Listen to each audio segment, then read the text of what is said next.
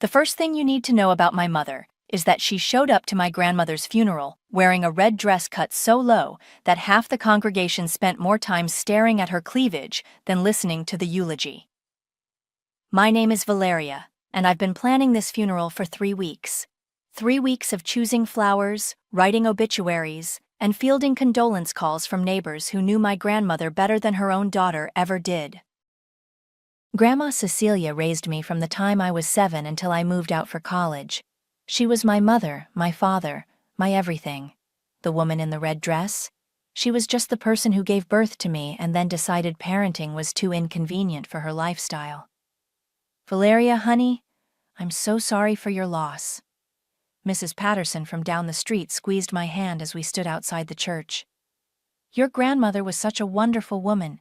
She talked about you constantly. I managed a smile. Thank you. She loved this neighborhood.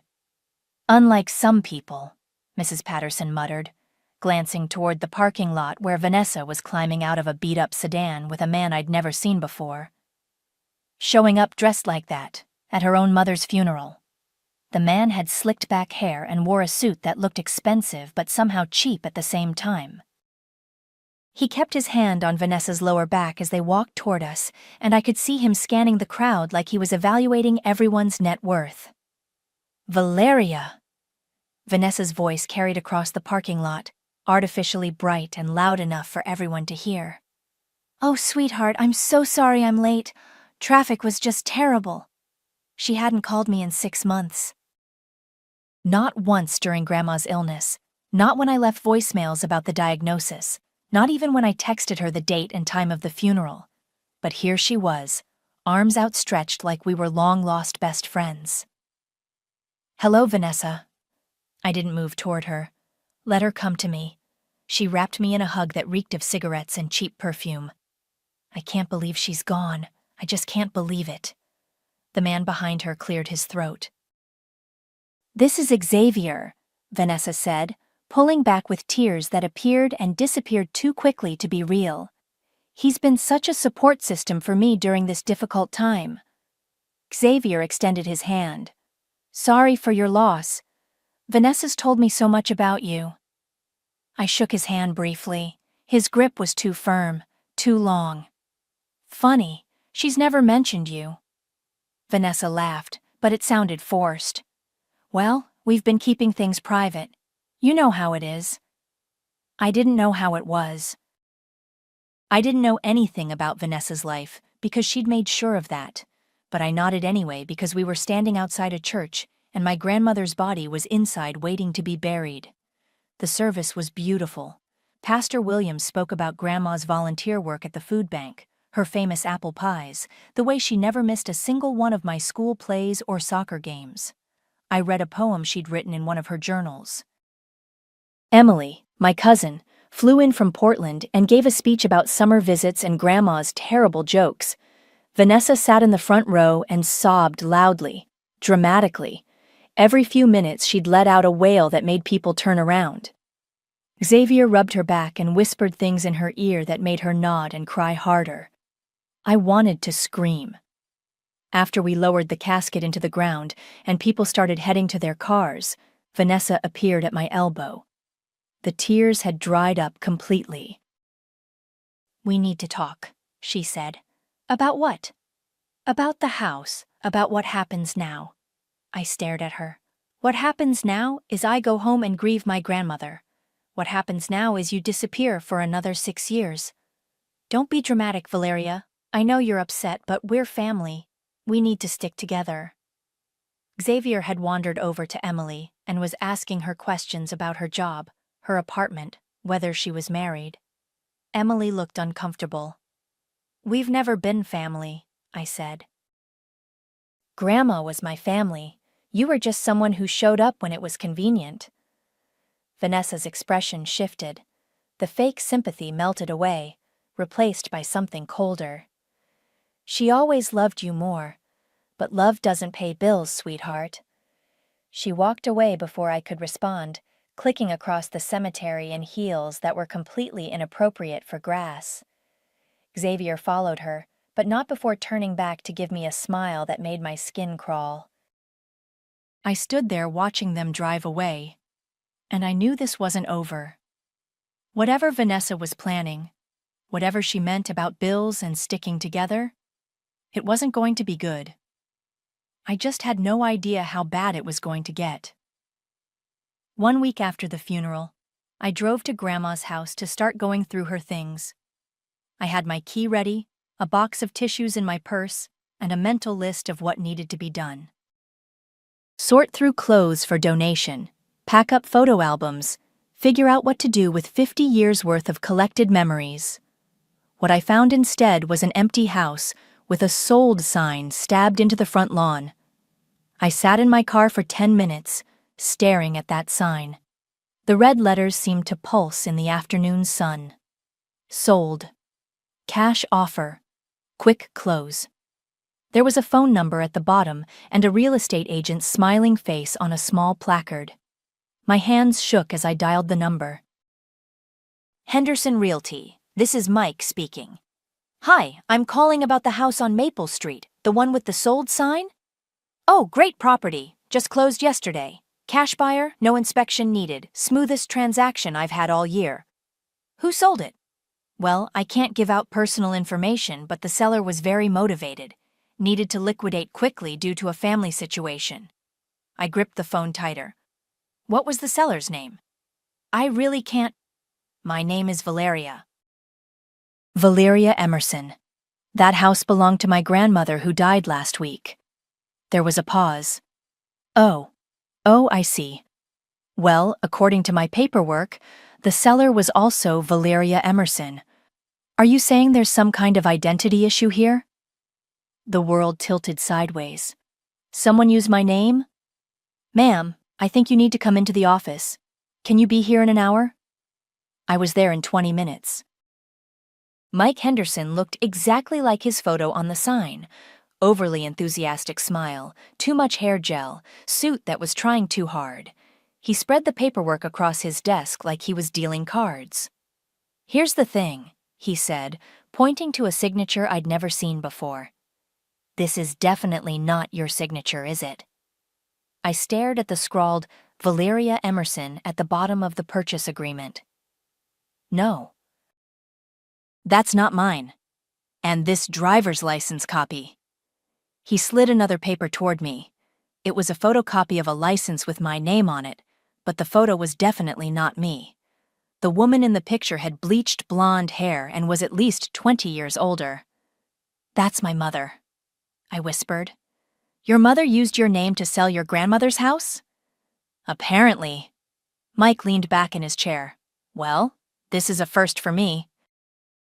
Usually, when people commit real estate fraud, they at least try to be subtle about it. My phone buzzed. A text from an unknown number. Hope you enjoyed your little visit to the house. Don't bother calling the police. I have power of attorney. V. I showed Mike the text. He whistled low.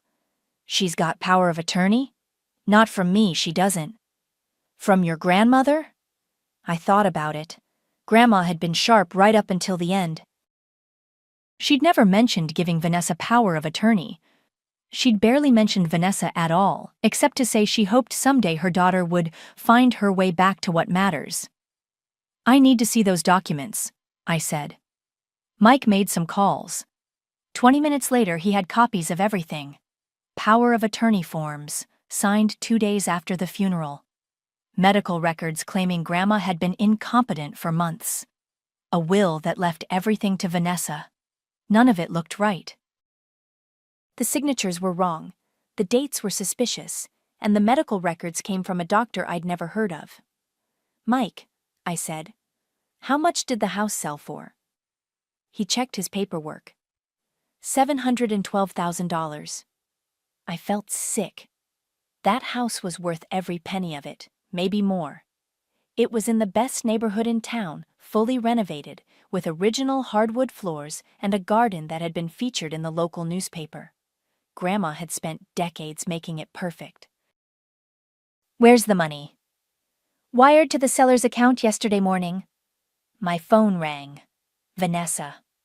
Hello, sweetheart. she said when I answered. Her voice was sickeningly sweet. I heard you went to see Mike today. How was that? You stole my house. I didn't steal anything. I inherited it. There's a difference. Grandma left that house to me, you know she did. Vanessa laughed. Prove it. Oh wait, you can't. Because the will says otherwise. Because the power of attorney says otherwise. Because every legal document in existence says that house belonged to me. Those documents are fake. Are they? That's a pretty serious accusation, Valeria. You better be careful about throwing around words like fake and fraud. People might think you're just a bitter granddaughter who can't accept that Grandma changed her mind. I could hear Xavier's voice in the background, saying something I couldn't make out. The thing is, Vanessa continued, you never deserved her love anyway. All those years she spent raising you, all that money she could have been spending on herself, all that attention you soaked up like a little sponge. I'm just collecting interest. The line went dead. Mike was staring at me. That didn't sound good. No, I said, folding up the paperwork and putting it in my purse. It didn't. But as I walked to my car, something Grandma used to say kept echoing in my head. Honey, the best revenge is living well. But sometimes, the second best revenge is making sure the other person doesn't. I called Leighton from my car in the parking lot of Henderson Realty. We'd been roommates at State, and he was the only person I knew who'd gone to law school and actually enjoyed it. Last I heard, he was working at some fancy firm downtown specializing in real estate law. Valeria? Holy shit, I haven't heard from you in forever. How are you? I need a lawyer. Like, immediately. What happened? My mother just sold my house using my name and a fake ID. There was a pause. Come again? Can you meet me somewhere? I have all the paperwork.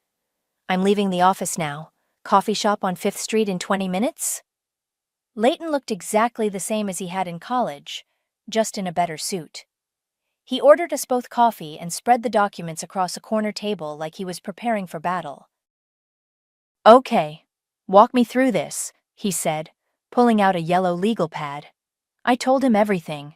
Grandma's death, the funeral, finding the sold sign, the fake documents, Vanessa's phone call. He took notes and asked questions, occasionally muttering things like, unbelievable and, are you kidding me? When I finished, he leaned back in his chair. This is either the stupidest crime I've ever seen or your mother is way smarter than she appears. What do you mean? Well, the fake ID thing is amateur hour. Any decent investigation would catch that immediately. But he flipped through the papers. These power of attorney documents are pretty sophisticated. The medical records look official. Someone put real effort into this. So what can we do? Leighton grinned. Oh, we can do a lot. But first, I need to check something. He pulled out his laptop and started typing. What was your grandmother's full name? Cecilia Marie Emerson. More typing. Then his eyebrows shot up. Holy shit. What? Valeria, when did your grandmother add you to the deed? Add me to what deed? The property deed. You're listed as joint owner with rights of survivorship. Has been for... He scrolled down. 3 years. I stared at him. What does that mean? It means your grandmother made you co-owner of the house 3 years ago. Which means your mother couldn't legally sell it without your signature. Which means this entire sale is void. Are you serious? Dead serious. Look. He turned the laptop toward me. There it was in black and white. Cecilia Marie Emerson and Valeria Rose Emerson, joint tenants with full rights of survivorship. But I never signed anything. You didn't need to. She could add you unilaterally, as long as she retained ownership interest. It's actually pretty common for elderly people to do this to avoid probate. I felt dizzy. So the sale is illegal? Completely. Your mother had no legal right to sell that property. The buyer's going to be pissed. The title company is going to have a heart attack, and your mother is going to be in some serious legal trouble. What about the money? Leighton's grin got wider. That's the best part. Since the sale was fraudulent, the money has to be returned to the buyer. But here's the thing. It was probably already transferred out of your mother's account. So now she owes $700,000 to someone who's going to be very, very angry. My phone buzzed. Another text from Vanessa. Stop digging around or you'll regret it. I showed Leighton the message. She's threatening me now. Screenshot that. We'll need it for the police report. Police report? Valeria, your mother committed wire fraud, identity theft, and real estate fraud. This isn't a civil matter anymore. This is criminal. I sat back in my chair trying to process everything. How long will it take to reverse the sale? With evidence this clear, I can have an emergency injunction filed by tomorrow morning. The title company will freeze everything pending investigation. Your mother's accounts will be frozen too, if there's anything left in them. And then what? Then we sue for damages, file criminal complaints, and watch your mother's world fall apart. He closed his laptop. But I have to ask, are you sure you want to do this? Once we start this process, there's no going back. Your mother is going to face serious jail time. I thought about Grandma's funeral, about Vanessa showing up in that red dress with her sleazy boyfriend. I thought about all the birthdays she missed, all the school plays she skipped, all the times Grandma made excuses for why Mommy couldn't come home for Christmas. She made her choice, I said. Now she gets to live with the consequences. Leighton nodded. All right then, let's destroy her. He started packing up the papers. One more thing. Don't contact your mother. Don't respond to her texts. Don't give her any warning about what's coming. The element of surprise is our biggest advantage right now. What if she tries to move more money around? Too late. I'm calling the title company as soon as I get back to the office. By tomorrow morning, every penny from that sale will be locked down tighter than Fort Knox. As we walked to our cars, Leighton turned to me. Your grandmother was a smart woman. Adding you to that deed probably saved your inheritance. She always said she was planning 2 moves ahead. Well, she just checkmated your mother from beyond the grave. I drove home feeling lighter than I had in weeks. Vanessa thought she'd won. She thought she'd outsmarted everyone and gotten away with the perfect crime. She had no idea what was coming. That evening, I called Emily. We hadn't talked much since she moved to Portland 5 years ago, but she'd flown back for the funeral and given me her new number. I needed someone who understood the family dynamics, someone who knew Vanessa's history. Valeria? Is everything okay? Emily, I need to ask you something. Why did you stop coming to family gatherings? There was a long pause. That's a loaded question. I know, but I need to understand what happened between you and Vanessa. Can we meet somewhere? This isn't really a phone conversation. An hour later, we were sitting in a 24-hour diner downtown. Emily looked tired, but she'd agreed to drive over from her hotel. She ordered coffee and stared at it for a long time before speaking. It was about 4 years ago, she said finally. I came to visit Grandma for her birthday. You were at work, I think. Anyway, Vanessa showed up out of nowhere with some guy I'd never seen before. Not Xavier? No, this was before Xavier, some other loser. They were clearly high on something, and they started going through Grandma's jewelry box right in front of me. I felt my stomach drop. What did you do? I told them to stop. Vanessa laughed and said Grandma had given her permission to borrow some pieces. The guy was stuffing necklaces into his pockets like he was at a garage sale. Did you tell Grandma? Emily nodded. She came downstairs and saw what was happening. I've never seen her so angry. She told Vanessa to put everything back and get out. Vanessa started screaming about how it was her inheritance anyway, how Grandma loved you more than her own daughter. What happened to the jewelry? That's the thing. Grandma made them empty their pockets, but I'm pretty sure they'd already stashed some stuff in their car. A few pieces went missing that day. Grandma never said anything about it, but I could tell she was heartbroken. I remembered Grandma mentioning that some of her jewelry had been misplaced, but she'd brushed it off when I offered to help look for it. Why didn't you tell me? Grandma asked me not to. She said you had enough to worry about with school and work, and she didn't want Vanessa's problems to become your problems. Emily stirred her coffee absently. But after that day, I couldn't stand to be in the same room as Vanessa. Every family gathering became this tense nightmare where I was waiting for her to show up and cause drama. So you just stopped coming.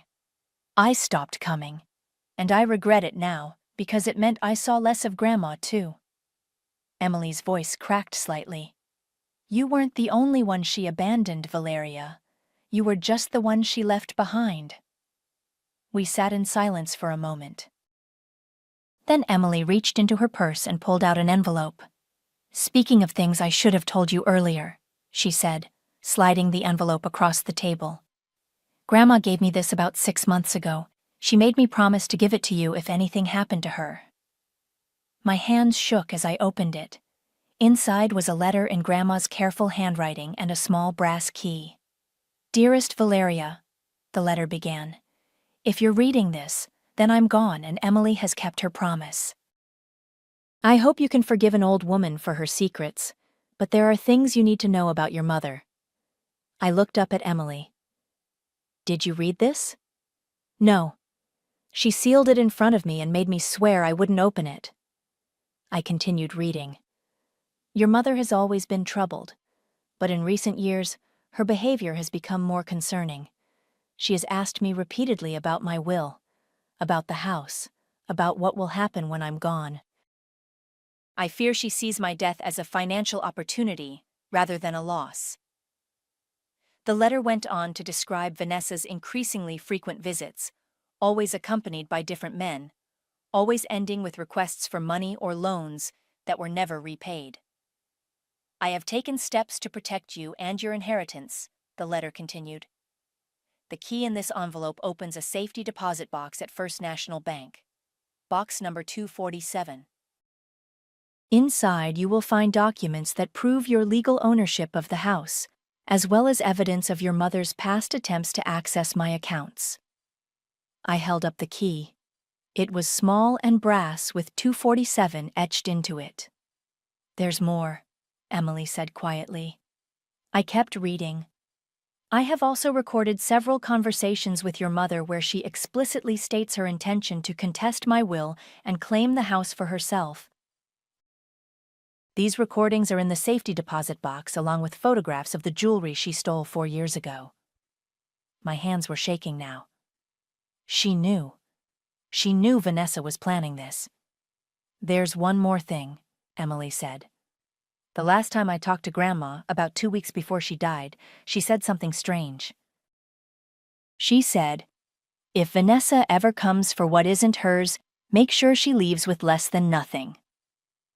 I folded the letter carefully and put it back in the envelope along with the key. Emily, I need to tell you something. Vanessa sold the house, used my name and a fake ID. Emily's eyes widened. Are you serious? Dead serious. But here's the thing, I'm going to get it back. And when I do, Vanessa is going to pay for every selfish thing she's ever done. What do you need me to do? I smiled. Tomorrow morning, we're going to the bank. The next morning, Emily and I met at First National Bank at exactly 9 a.m. when they opened. I had Grandma's letter, the key, and my ID. The bank manager, a woman named Patricia, led us to the safety deposit box room after verifying my identity against their records. Your grandmother was very specific about the access instructions, Patricia said, inserting her master key alongside mine. She updated the paperwork just 2 months ago to ensure you were the sole authorized user. The box was larger than I'd expected. Inside were manila folders, a small digital recorder, and a jewelry pouch that made my heart ache. I recognized the pieces immediately. Grandma's pearl necklace, her wedding ring, the sapphire earrings she wore to church every Sunday. She saved them, Emily whispered, touching the jewelry gently. I opened the first folder. property deeds, insurance documents, and a copy of Grandma's real will, not the fake one Vanessa had produced. Everything was notarized and witnessed, with dates going back 3 years. The second folder contained photographs, Vanessa and various men going through Grandma's house, taken from what looked like a hidden camera. Timestamps showed they were from different visits over the past 2 years. In several photos, you could clearly see them pocketing items. "Jesus," Emily said, looking over my shoulder. She was documenting everything. The digital recorder had dozens of files. I played the first one. Grandma's voice filled the small room. "This is Cecilia Emerson, recording a conversation with my daughter Vanessa on March 15th. Vanessa, can you repeat what you just told me about the house?" Vanessa's voice came through clearly. "Mom, I'm just saying, when you're gone, I'll need to sell this place. It's too big for Valeria anyway, and the money would be better used for practical things." "What kind of practical things?" "Well, Xavier has some business opportunities that need funding, and I have debts that need to be handled. It's not like Valeria needs a whole house to herself." There were more recordings. Vanessa asking about bank account numbers, demanding to know the location of important documents, even suggesting that Grandma was getting confused and should let Vanessa handle her finances. I played one more file, dated just 3 weeks before Grandma died. "Vanessa, I need you to understand something." Grandma's voice was firm. "This house belongs to Valeria. It has belonged to her for 3 years. If you try to take it from her, you will face consequences." "What consequences?" "You'll be dead, Mom. Dead people don't enforce consequences." "Won't they?" The recording ended there. Emily and I sat in silence for a moment. Then I called Leighton. "I have everything we need," I said when he answered. "Recordings, photographs, documents. Grandma documented years of attempted fraud. Bring it all to my office. I'll file the emergency injunction today." "How long before the sale gets reversed?" "With this evidence, by close of business." "The title company is going to move fast once they see this. Nobody wants to be holding the bag on a fraudulent transaction." After we left the bank, Emily and I drove to Leighton's office. He reviewed everything with the focused intensity of a surgeon, occasionally muttering legal terms I didn't understand. "This is incredible," he said finally. "Your grandmother basically built an airtight case against your mother. These recordings alone are enough to prove intent to commit fraud. What happens next? I file the injunction, the sale gets voided, and the money gets frozen pending investigation. Your mother is going to get a very unpleasant phone call from some very angry people." "How angry?" Leighton grinned. "Well, the buyer paid cash and was expecting to close on their dream house next week. The title company is going to have to explain why they facilitated a fraudulent sale. And your mother is going to have to explain where $700,000 went. What if she already spent it? Then she's going to have to find a way to pay it back, with interest, and penalties, and legal fees." He started gathering the documents. "I can have this filed within the hour." My phone buzzed with a text from an unknown number. "Closing went smoothly. Thanks for not interfering. V." I showed the text to Leighton and Emily. "She thinks she won," Emily said. "She has no idea what's coming," Leighton added. "In about 3 hours, her bank is going to freeze her accounts and demand immediate repayment of funds obtained through fraud. What should I do in the meantime?" "Nothing. Go home, relax, and wait for the fireworks to start." But I couldn't relax. I drove to a coffee shop and sat by the window, watching people go about their normal lives while my world was about to explode. At 2:47 p.m., my phone rang. Unknown number. "Hello? Valeria." It was Xavier, and he sounded panicked. "We need to talk." "I don't think we do. Listen to me very carefully. Your mother is about to do something very stupid and you need to stop her." "What are you talking about?" "The bank called. They're reversing the sale. They want their money back immediately." Vanessa is talking about running. I felt a cold satisfaction settle in my chest. That sounds like a Vanessa problem. It's going to become your problem if she disappears and leaves you holding the legal mess. Xavier, I have one thing to say to you. Tell Vanessa that Grandma always planned 2 moves ahead. I hung up and immediately called Leighton. It's working, I said. They're panicking. Good. By tomorrow morning, your house will be back in your name and your mother will be facing criminal charges. I sat back in my chair and smiled. For the first time in a week, I felt like I could breathe again. At 6:30 the next morning, someone started pounding on my apartment door like they were trying to break it down. Bang, bang, bang. Valeria, open this door right now! I knew that voice. I'd been hearing it scream at me since I was 7 years old. Bang, bang, bang. I know you're in there, open up. I made coffee first. Let her wait. Let her scream. Let the neighbors hear exactly what kind of person Vanessa really was. The pounding continued for 5 more minutes, then stopped. I heard muffled sobbing through the door. Please, Valeria, please open the door. I just want to talk. Now she wanted to talk. Now she was saying please. I walked to the door but didn't open it. What do you want, Vanessa? I want to explain. There's been a misunderstanding. No misunderstanding. You committed fraud. You stole my house. It wasn't stealing. I had power of attorney. Fake power of attorney. With forged signatures. The crying stopped abruptly. Who told you that? Does it matter? Open this goddamn door! And there was the real Vanessa. I opened the door slowly, keeping the chain lock engaged so she could only see part of my face. She looked terrible. Her hair was unwashed, her makeup was smeared, and she was wearing the same clothes from yesterday. No Xavier in sight. Where's your boyfriend? He left. Took his car and disappeared in the middle of the night. Her voice cracked. The bank froze everything, Valeria. Everything. My checking account, my savings, even my credit cards. They want $700,000 that I don't have. That's unfortunate. You did this. You and whatever lawyer you hired. You sabotaged the sale. I reached into my pocket and pulled out Grandma's letter, the one from the safety deposit box.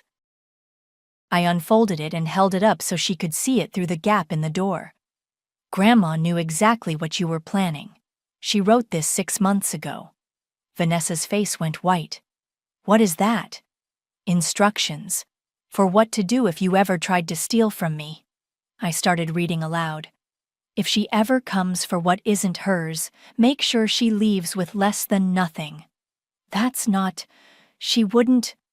She recorded your conversations, Vanessa. Every single one. Every time you asked about the house, every time you demanded money, every time you suggested she was too old to handle her own finances. Vanessa grabbed the doorframe. You're lying. March 15th. You told her the house was too big for me, and that Xavier had business opportunities that needed funding. April 3rd. You said she was getting confused and should let you handle her bank accounts. May 20th. You told her dead people don't enforce consequences. With each date, Vanessa's face got paler. She also photographed you stealing her jewelry multiple times with different men. Those weren't stolen. She gave them to me. Funny thing about photographs, they're time-stamped, and the times show you taking things when she wasn't even in the room. Vanessa started crying again, but these weren't the fake tears from the funeral. These were desperate, panicked sobs. Valeria, please. I'm your mother. We can work this out. We can share the house or sell it and split the money.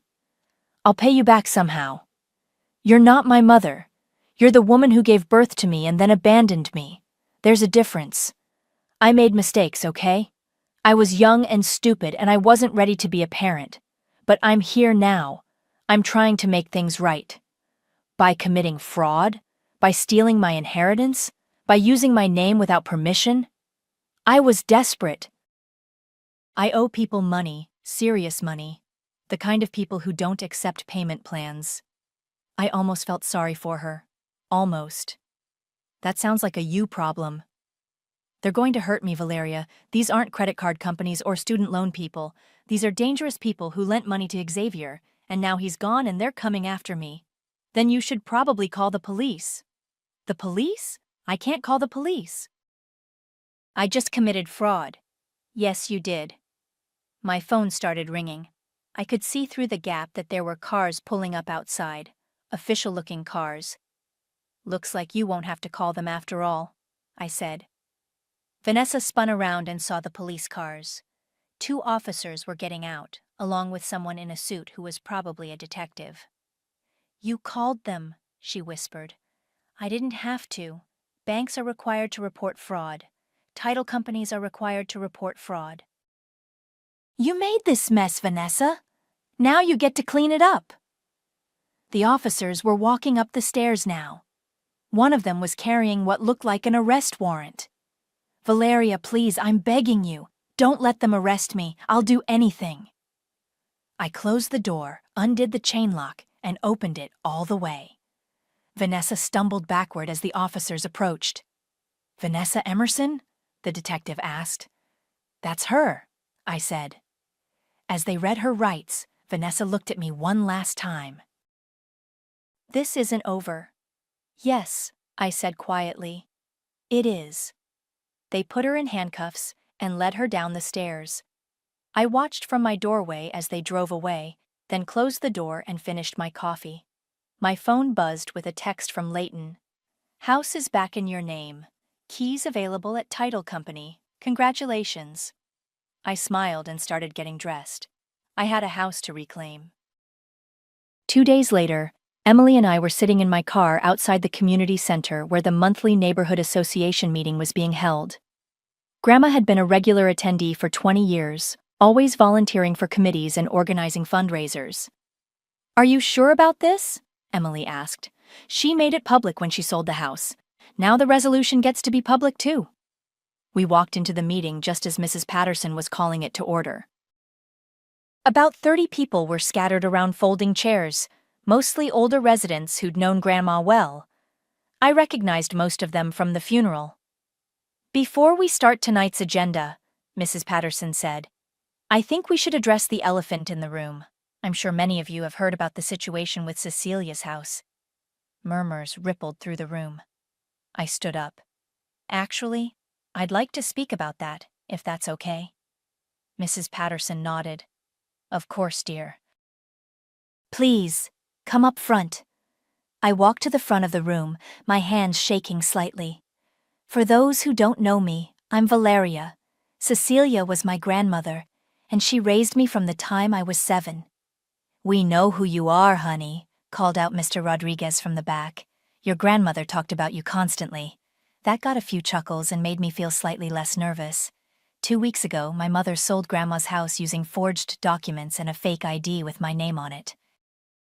She stole $700,000 and disappeared. The room went completely silent. Yesterday, she was arrested for wire fraud, identity theft, and real estate fraud. The house has been returned to me, and I wanted you all to know because this neighborhood meant everything to my grandmother. Mrs. Patterson stood up. Valeria, we had no idea it was that serious. We knew something was wrong when we saw strangers going through the house, but we thought maybe it was legitimate. It wasn't, and I want to make sure something like this never happens to anyone else's family. I pulled out a check from my purse. Grandma always donated to the Neighborhood Watch program and the community garden. I'd like to make a donation of $50,000 to establish a neighborhood safety fund, and I'd like to name it after her. The room erupted in surprised murmurs and applause. That's incredibly generous, Mrs. Patterson said. But are you sure? That's a substantial amount. I'm sure. Grandma would have wanted her money to help protect other families. After the meeting, people came up to shake my hand and share stories about Grandma. Mrs. Patterson pulled me aside. "There's something you should know," she said quietly. "Your mother came by here about a month ago, asking questions about your grandmother's finances. She wanted to know if Cecilia had mentioned having money troubles or needing help with bills." "What did you tell her?" "We told her the truth, that your grandmother was financially stable and sharp as a tack. But she kept pushing, saying she was worried about Cecilia's mental state. She was building a case, trying to establish that Grandma was incompetent." Mrs. Patterson nodded grimly. Several of us compared notes afterward. We all got the same feeling that she was fishing for information she could use somehow. As Emily and I walked to the car, my phone rang. Unknown number. "Hello? Is this Valeria?" The voice was male, unfamiliar. "Who's asking?" "My name is Detective Rodriguez. I'm investigating your mother's case. We need to talk." "About what?" "We arrested Xavier this morning. He's been very talkative about your mother's activities. Turns out this wasn't her first time committing fraud." Emily and I exchanged glances. "What do you mean?" "Can you come to the station tomorrow morning? There are some things you need to know about your mother's history." The next morning, Detective Rodriguez spread a file across his desk that was thicker than a phone book. "Your mother has been running real estate scams for the past 5 years, he said. "Always with a different boyfriend, always targeting elderly family members or family friends." "Are you serious?" "Xavier gave us everything. Bank records, fake documents, even recordings of phone calls where they planned the whole thing." He flipped through pages of evidence. "She's done this to at least 6 other families. Your grandmother's house was just the biggest score." Emily leaned forward. "What happens now?" "She's looking at 15 to 20 years in federal prison." Wire fraud across state lines, elder abuse, identity theft. The charges keep piling up. And Xavier? He's cooperating in exchange for a reduced sentence. Apparently, your mother promised him a cut of the money from your grandmother's house, but she was planning to disappear with all of it. Detective Rodriguez closed the file. "There's one more thing. We found evidence that your mother was planning to contest your grandmother's will even before she died. She had already hired a lawyer and was preparing to claim mental incompetence. But Grandma was completely sharp. We know that now. Your grandmother's recordings and documentation saved not just your inheritance, but probably prevented your mother from successfully challenging the will in court." As we left the police station, Emily shook her head. She really thought she could get away with it. She almost did, if Grandma hadn't been so thorough. But she was. She protected you even after she was gone. That evening, I drove to Grandma's house, my house now.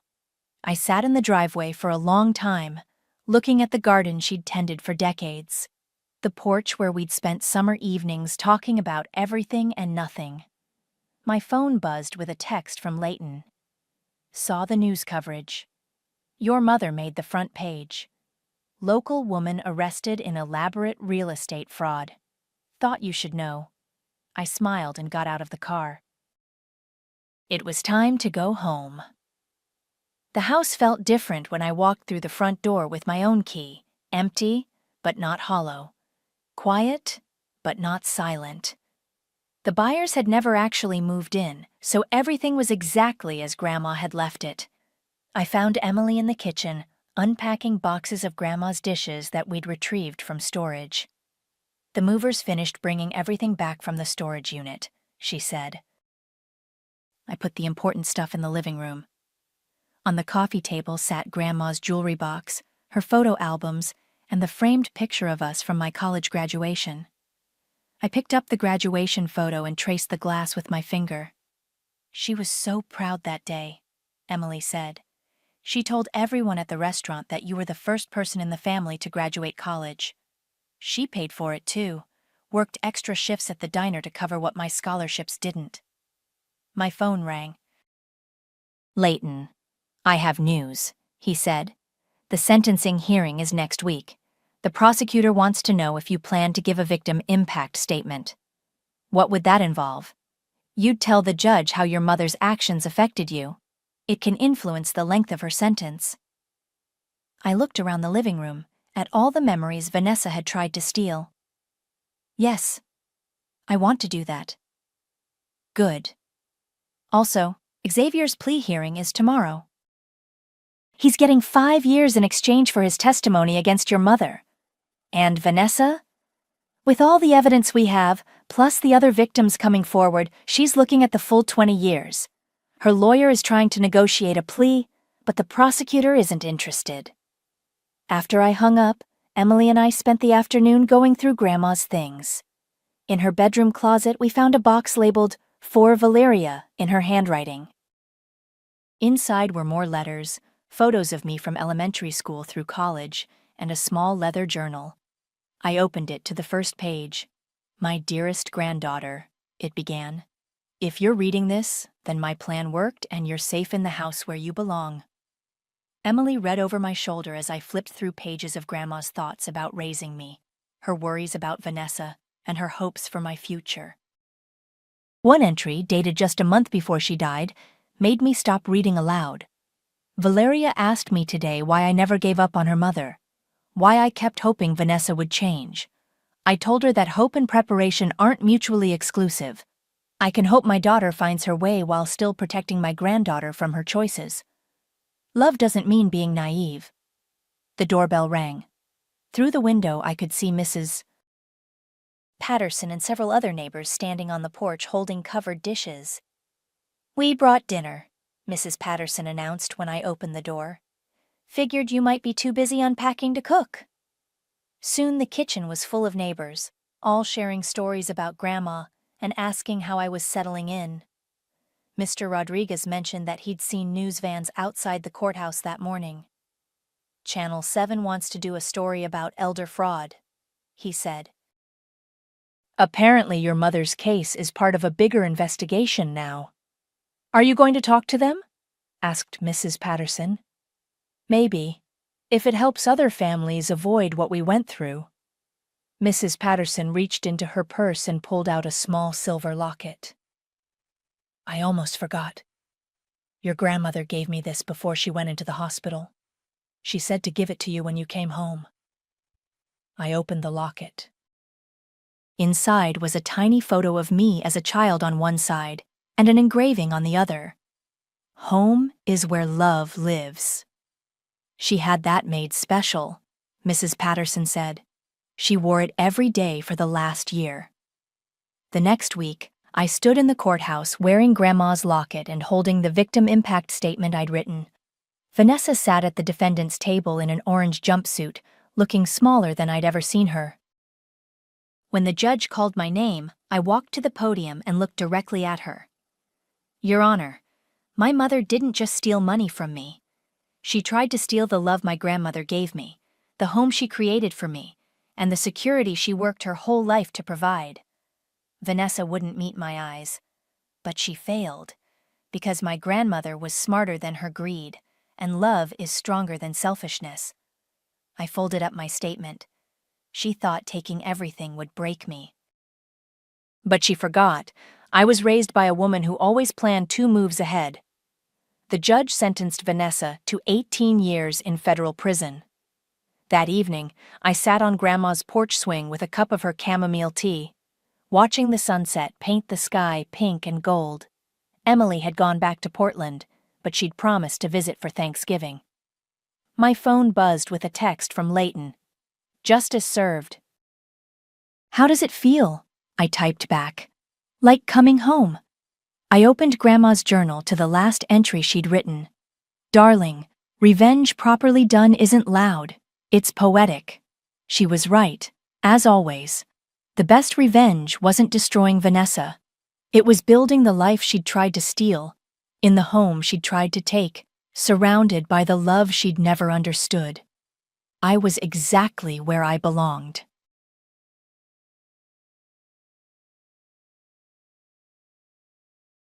I'm Amber Young, 34 years old, and if my family had their way, I'd be standing anywhere but here.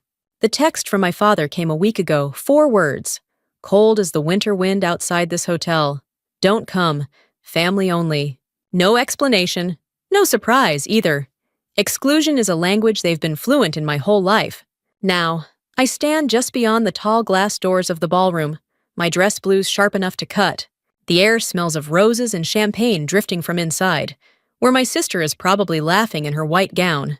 Surrounded by the people who once made sure there was no seat for me at their table, I keep my gloves on, fingers curled around the cool edge of a small, polished metal resting on my chest. The weight of it is familiar, grounding. Guests filter past, offering polite nods, eyes snagging on the rows of ribbons on my uniform. Some look curious, others wary. Through the glass, I catch the profile of a man already seated near the front, a tall, silver-haired figure in a dark dress uniform. General William Hayes, my father's old commanding officer. He's scanning the room with the kind of authority that makes people sit up straighter. For a moment, his gaze finds me. He doesn't smile. He simply inclines his head, once, deliberate. They think I came to crash this wedding, but the truth is, I was invited by someone who outranks them all. When I was a kid, my father used to tell people he had 2 daughters, but only one real young. He never said it in front of me, not directly, but I heard it. In the living room after Sunday service, on the sidelines at my sister's soccer games, always in that half-joking tone people use when they mean every word. Mara, my younger sister, was the real young. She was the smile in the family Christmas card, the one with perfect posture and straight A report cards, the one my parents could talk about at neighborhood barbecues without having to explain her choices. Me, I was the difficult one, the one who joined the army instead of getting a real career, the one who came home from Afghanistan quieter, sharper, carrying medals my family never asked about. I still remember the first time they skipped one of my ceremonies. It was a unit award, nothing glamorous. But we'd worked for it long nights, dangerous conditions, a mission that could have gone wrong in 100 different ways. I sent them the invitation weeks ahead, the night before. My mother called and said they couldn't make it. Something about Mara's college showcase. That was when I stopped expecting them to show up. Still, when Mara announced she was getting married, I thought maybe this would be different. I sent her a gift the next day, silver serving platters with her and her fiancé's initials engraved. I even wrote a card. She didn't respond. Then, a week before the wedding, the text from Dad arrived. No sorry, no explanation, just a command.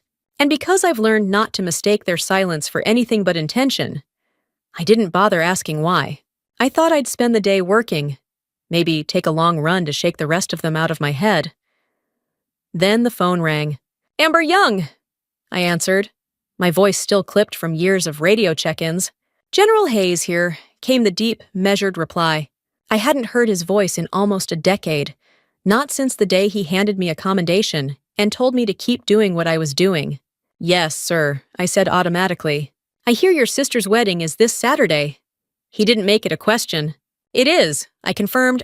I wasn't invited. A pause. And then, if you're free that day, wear your dress blues. I'll see you there. I almost laughed. Sir, you know my father. I know exactly who your father is. He cut in, and I'm asking you to come. Not for him, for me. The line went dead. For 3 days, I debated it. I told myself it would be awkward, a waste of time, maybe even humiliating. But every time I opened my closet, my eyes found the uniform hanging at the back, the fabric still smelling faintly of starch and parade dust. I thought about the people who had stood beside me in formation, the ones who had never asked me to be anything other than the soldier I was. So I polished the medals, pressed the jacket, and packed my gloves. Walking into the hotel lobby this afternoon felt like walking into an ambush. The place was thick with perfume and polite laughter, the kind that sounds rehearsed. Everywhere I looked, people were dressed for celebration sequins, silk, satin, while I was in midnight blue wool with brass buttons that caught the light. The first person to spot me was one of Mara's friends from high school. She blinked, gave a thin smile, and turned away before I could nod. Then came the wedding coordinator with a clipboard, stepping into my path like a sentry. I'm sorry, ma'am, but I don't see your name on the guest list. That's fine, I said, keeping my tone even. I'm meeting someone. Before she could ask who, I spotted my parents across the lobby. My mother's eyes widened. A flash of something shock, irritation, maybe fear before she smoothed it over with a brittle smile. My father's jaw tightened the way it always did when he saw me in uniform, like the medals on my chest were insults instead of honors. "Amber," he said flatly when they reached me. "This isn't the time. I'm not here for you," I replied. He opened his mouth, but before he could speak, the ballroom doors swung open, and the sound of applause drifted out. Someone important had just arrived. General Hayes stepped through, taller than I remembered, his dress uniform as sharp as mine. He took in the room, scanning until his gaze landed on me. And then, with the kind of command that could still freeze a battlefield, he said, "Officer Young," front and center. Every conversation in the lobby died. My father's head snapped toward him. My mother's hand tightened on her clutch. I didn't move right away. Not because I was unsure, but because for the first time in years, I wanted them to feel the silence that had always been mine. When I finally stepped forward, the sound of my heels against the marble seemed louder than the applause drifting from the ballroom. General Hayes didn't move to meet me halfway. He stood at the far end of the entry, posture perfect, eyes locked on me as though he'd been waiting for this exact moment. Around us, the air shifted. People drew back, creating a narrow path I walked alone. "Sir," I greeted when I reached him, my voice steady. "Lieutenant Young," he said, loud enough for the guests behind him to hear. It had been years since anyone called me that. But the title landed like a stone, dropped in still water, ripples of recognition spreading across the crowd. His gaze flicked briefly to my father, who stood frozen a few yards away, expression unreadable. "We have a seat for you," Hayes continued, gesturing toward the open ballroom doors. I followed him inside. The room was awash of white and gold, the kind of meticulous decoration that photographs well but smells faintly of candle wax and nerves. Every table was full, the air buzzing with polite conversation that faltered as people realized I was walking beside the guest of honor. The ceremony hadn't started yet. The stage was still empty except for a floral arch. My sister stood near the front with her bridal party, radiant in silk and lace, her smile flickering the moment she saw me. She leaned toward our mother, who whispered something in her ear without taking her eyes off Hayes. We stopped at a table near the front. A place card with my name in careful script waited between two empty wine glasses. I glanced at it, then at Hayes. "You didn't have to." "Yes," he interrupted gently. "I did." I took the seat, across the table. Two men in civilian suits nodded politely, then turned their attention back to Hayes. He spoke to them for a moment about some charity initiative, his tone casual, but I could feel the weight of his presence anchoring me in that chair. It wasn't long before my father came over. He didn't look at me. "General," he said with a stiffness that belonged more to a salute than a greeting. "Jacob," Hayes replied. "You didn't tell me your daughter would be here. She wasn't invited." "Then it's fortunate I invited her," Hayes said, his tone cool but final. "She and I go back." My father's jaw worked, but he said nothing. He gave me a glance so brief it might have been accidental, then walked away. I sipped the water in front of me, my hands steady despite the adrenaline threading through my veins. I wasn't here to start a fight, but I also wasn't here to fade into the background. When the ceremony began, I stood with the rest of the guests as Mara walked down the aisle on our father's arm. She kept her eyes fixed straight ahead, not once looking in my direction. The officiant spoke, the vows were exchanged, and applause followed. It all blurred together, the details lost in the steady drum of my own heartbeat. Then came the reception. The lights dimmed slightly, the music swelled, and waiters began serving champagne. I stayed in my seat, scanning the room, noting the way people angled their bodies toward Hayes whenever he moved. Influence was a tangible thing, and he carried more of it in a glance than most did in a lifetime. Halfway through the first course, he rose to speak. The chatter died instantly. "Friends, colleagues, and family," he began, his voice carrying without effort. "I was honored to be invited here today, not only to celebrate this marriage, but to recognize a bond that goes back decades." My chest tightened. I knew where this was going. I served with the father of the bride. Hayes continued, "We faced challenges that tested every measure of our strength. And in more recent years, I served alongside someone else in this room, someone whose courage and commitment changed the outcome of a mission I'll never forget. He turned, his gaze finding me without hesitation. "Lieutenant Amber Young, please stand." The scrape of my chair echoed far too loud in the silence. Every head turned. I could see my sister's brow crease, my mother's lips press into a thin line, my father's face settle into stone. I stood anyway. General Hayes waited until the room was still.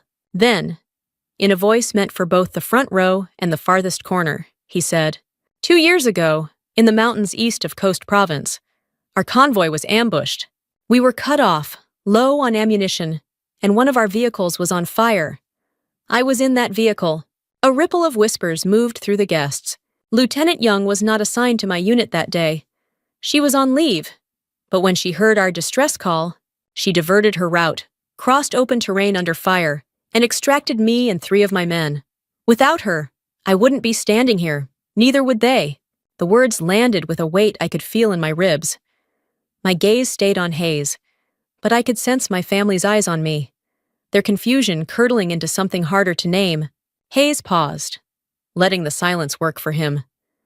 Courage is easy to talk about at a safe distance. It's another thing entirely to run toward the danger when no one would fault you for staying away. That's what she did. That's who she is. A few people began to clap, tentative at first, like they weren't sure if it was allowed. Hayes kept his eyes on me, then brought his hands together in a deliberate, steady rhythm. The sound was sharp, decisive. Others joined in, then more. The applause grew, rolling across the room until it was a tide I couldn't stop if I tried. I didn't smile. I didn't look at my parents. I just stood there, letting the sound wash over me. Knowing it wasn't about revenge, it was about truth finally spoken out loud. When the noise subsided, Hayes finished with, "You should be proud to share a name with her. I know I am." He gave me a crisp nod. "At ease, Lieutenant." I sat back down, my pulse slowing, the echoes of the moment still hanging in the air. Across the table, a woman I didn't know leaned over and whispered, "We should all be so lucky to have someone like you in our family." I didn't answer, but for the first time in years, I didn't feel like an intruder in my own skin. The applause faded, but the shift in the room didn't. People I'd never met before were suddenly making eye contact, smiling in a way that didn't feel forced. A few guests at nearby tables murmured my name to each other, connecting it to the story they'd just heard. Mara's smile for the photographer looked tighter now, her shoulders a little stiffer under the lace. My mother leaned in to speak to her, but Mara's eyes kept flicking toward me, as if trying to read my face from across the room. My father didn't move. He sat with his hands folded, jaw locked, staring at the centerpiece as though it had insulted him. The rest of the reception unfolded in polite fragments. A cousin I hadn't seen in 10 years came over to shake my hand. An elderly aunt patted my arm and said she always knew I was special, though I doubted she could name a single reason why. I kept my responses short, my tone calm.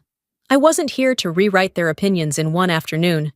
I was here because a man I respected had made it clear my presence mattered. Between toasts, I caught Hayes watching me from across the table. He didn't need to say anything, his slight nod was enough. As the cake was wheeled out, my father finally approached. "That was unnecessary," he said, not meeting my eyes. "Was it?" I asked. His mouth tightened. "This day was supposed to be about your sister." "It still is," I said evenly. "I didn't take anything from her." He started to reply, but stopped, as if realizing there was nothing he could say without proving my point. He walked away without another word. I stayed until the first dance was over. When the band started a lively number and the floor filled with guests, I rose, smoothing the front of my jacket. Hayes was talking with someone near the head table, but when he saw me heading for the exit, he excused himself and caught up. Leaving so soon, he asked. "I've been here long enough," I said. He studied me for a moment, then offered his hand. "You've done more today than you realize." I shook it. "Thank you, sir, for all of it." His grip was firm, his expression the same steady calm he'd carried through every mission. "You earned it. Don't forget that." Outside, the winter air hit me like a clean slate. The muffled music from the ballroom faded as I walked toward my car, my heels clicking against the pavement. I didn't look back. The drive home was silent, the hum of the tires steady under me. My phone buzzed twice in the passenger seat, once with an unknown number, once with a text from Mara that I didn't open. Not tonight. By the time I reached my apartment, the cold had settled into my shoulders. I hung my dress blues in the closet, sliding the jacket onto its hanger with the same precision I'd been taught years ago. The metals caught the light briefly before the fabric folded over them. On my desk sat a wooden box, the kind meant for letters or keepsakes. Inside was the commendation Hayes had given me after that mission, along with a small photo of the four of us taken just after the dust cleared. We were sweaty, dirty, grinning like we'd just gotten away with something impossible. I traced the edge of the frame with my thumb. For years, I'd let my family's silence wrap around me like truth. If they didn't value what I'd done, maybe it wasn't worth much. But tonight, in a room full of people who barely knew me, that silence had been broken, and not by me. It wasn't vindication I felt so much as clarity. Hayes hadn't told that story to humiliate anyone. He told it because it was real, and because sometimes the truth needs a witness with enough weight to make it stick. I poured a glass of water, sat by the window, and let the city lights blur in the distance. Somewhere out there, the reception was still going on. The speeches, the dancing, the photos Mara would get her perfect night. I didn't need to be part of it. What I took with me wasn't a victory over them. It was the reminder that my worth had never been theirs to measure. The next morning, I woke early, the way I always do. I pressed my uniform once more before storing it in its garment bag. As I smoothed the last wrinkle, I realized I was smiling not because of what had happened, but because of what it confirmed. There will always be people who don't see you, who choose not to, but there will also be people who do. And sometimes they stand up at exactly the right moment. That's enough. A week later, I got an envelope in the mail with no return address. Inside was a single sheet of heavy cream paper.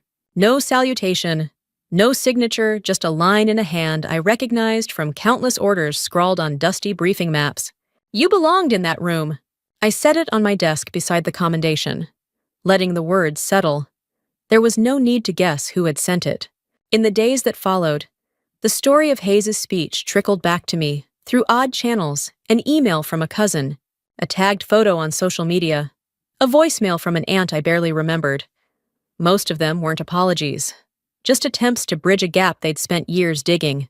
I didn't respond, not out of anger, but because I finally understood connection born out of guilt isn't the same as respect. On Saturday morning, I walked down to the park near my building. The cold was sharp, but the sky was clear, the air smelling faintly of pine from the wreaths still hanging on lampposts. I sat on a bench and watched sunlight spill across the frozen grass, warm on my face despite the season. That's when I realized the difference between being invited and being welcomed. One is a formality, the other is a choice. They'd made their choice long ago, and now I'd made mine. I would keep standing where the truth could see me, uniform or not. And if they ever found themselves in that same light, I hoped, for their sake, they'd be ready for it.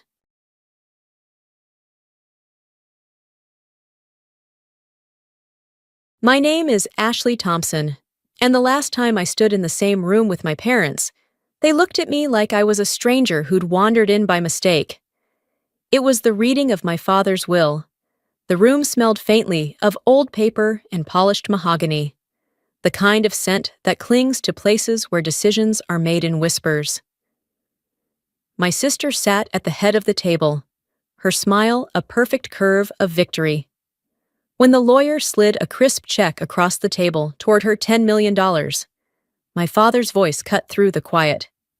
"Ashley," he said without even meeting my eyes, "go earn your own."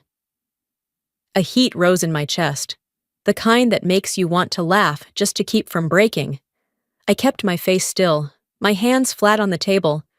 That's when the lawyer cleared his throat, reached into his briefcase, and pulled out an envelope with my name written in my grandfather's handwriting, bold, steady, and utterly out of place in that room. Everyone froze. The envelope felt heavier than it should have, as though the paper itself carried the weight of everything I hadn't been told. I didn't move to open it right away. Instead, I let my fingers rest on the textured seal, tracing the grooves of my name. My mother shifted in her chair. "This isn't part of the will," she said sharply, her gaze flicking to the lawyer, as though she could will him to put it away. "It is," he replied, calm but firm. "Mr. Whitmore left explicit instructions that this be read after the primary disbursement. Mr. Whitmore, my grandfather, the man who, according to my parents, had been too busy to see me for most of my life, the man whose phone calls, I later learned, never reached me because they never told me he called." The lawyer slid a letter out and began to read. His voice softened as he spoke my grandfather's words, how proud he had been of me, how he admired my resilience, how he regretted the lies that had kept us apart. I heard the words, but part of me was back in a sunlit kitchen at 9 years old, wondering why my birthday card from him never arrived.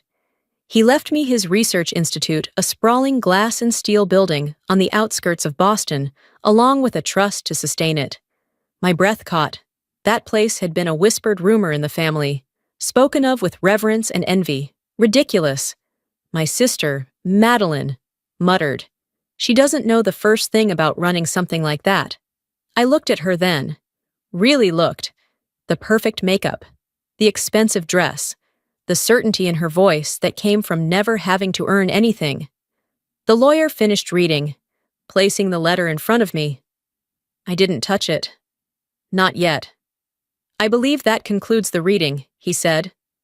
My mother stood. "We'll contest this." The lawyer's brow furrowed. "You can try, but Mr. Whitmore's documentation is airtight." He anticipated resistance. I rose slowly, feeling the shift in the air as every eye followed me. My chair scraped against the hardwood, the sound loud in the hush. "Thank you," I said to the lawyer, folding the letter and sliding it back into its envelope. "I'll take it from here." As I walked toward the door, I heard Madeline hiss something under her breath. My father's voice rumbled low in response, but I didn't turn back.